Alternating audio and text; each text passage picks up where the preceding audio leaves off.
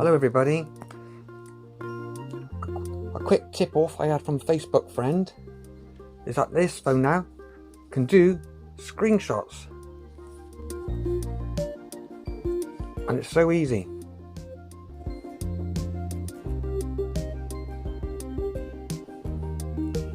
Get the screen you want to do, hold those two, bang, done.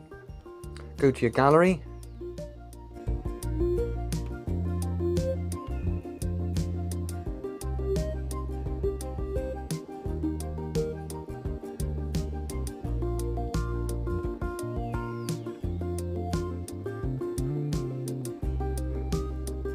good useful feature. Thanks for the tip.